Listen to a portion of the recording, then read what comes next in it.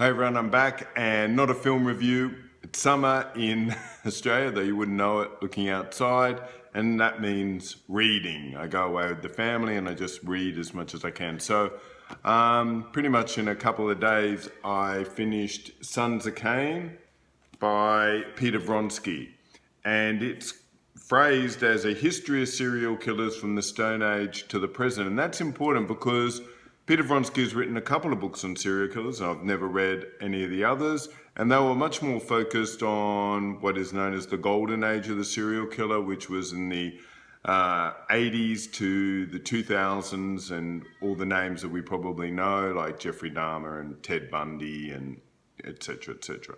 So what he has done with this book, because he has already looked at that period, he's gone back and tried to come up with an overarching thesis as to how long serial killers have operated and why do serial killers even exist within the human population.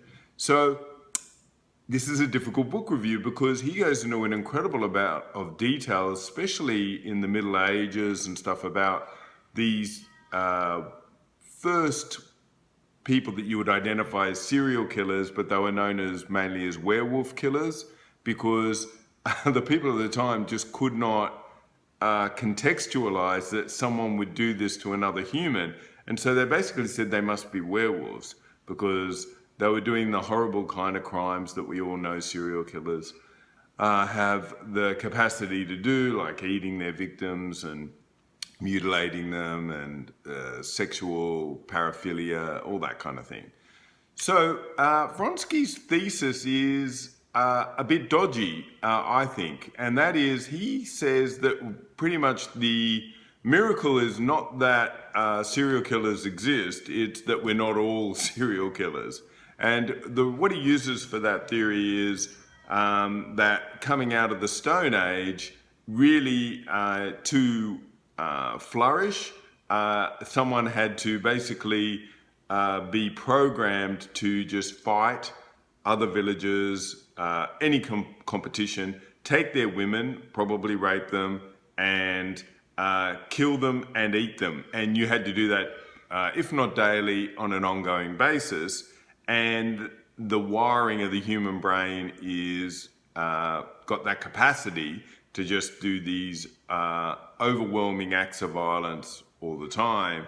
And that the miracle of human civilization is that we have slowly either bred it out or diminished that so that we can all operate. And I find that really a little bit hard to believe. And the reason being, I live in Australia, and it is within living memory that in Papua New Guinea, which is just north of Australia, that people did ritually kill and eat other tribes as part of their ongoing warfare in the Papuan highlands. And famously in Australia, we know it as, they would say, oh, we're having long pig, which meant that you were eating another human, and they knew what parts to eat. And every now and again, sometimes they ate the wrong organs, and they would get these weird brain diseases, very similar to mad cow. So to me, that doesn't make sense. It seems like there's not a rash of Papua New Guinean serial killers, and as I said, that has not been taken out of their population. So if Vronsky was right, you would expect that to be the serial killer capital of the world, and it isn't. Although it is a violent place still, for other reasons. So what I will say though is I learned an enormous amount about how serial killers could operate within the Middle Ages and the fact that there were these couple of men caught, nearly all men, is just amazing. So that part is fascinating because I really did not know that part. The other part was his figures get a little bit wonky when he starts to examine what is the rate of serial killers in the Western world at the moment and in the entire world. And the reason why I say that is because I think it's very hard for someone to calculate just using the West as the template when you consider if you're a serial killer in the Sudan right now, I don't know how you would get caught. It's a war zone, it's famine. And I really do think that, it's how do you measure an unknown unknown? It's very hard.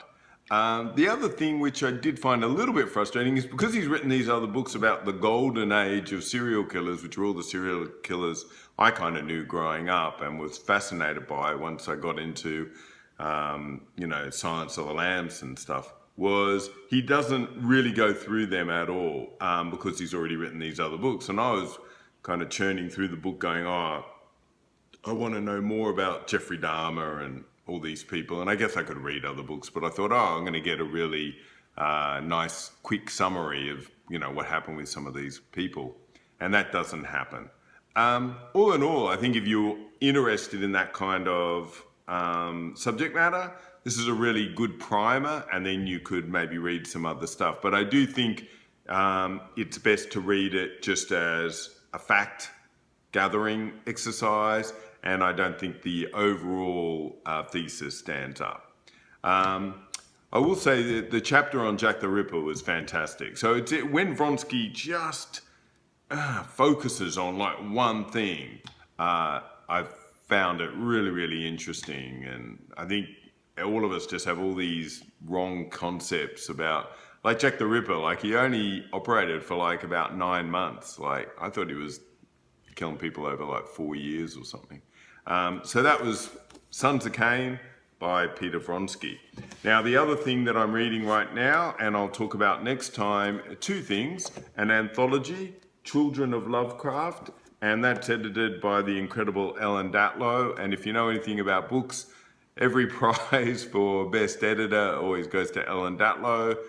She's just got, a great eye. And so far I've read a couple of the stories and they've been really good, which with anthologies, you expect hits and misses. But the main book I'm reading at the moment is The Haunting of Hill House by the incredible Shirley Jackson.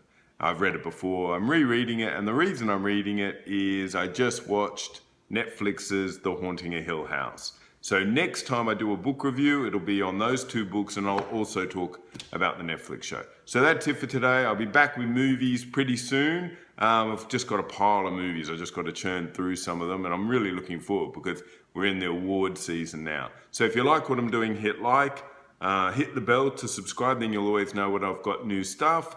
And I'm on Twitter @Guru Eden. So I'll talk to you then. Bye.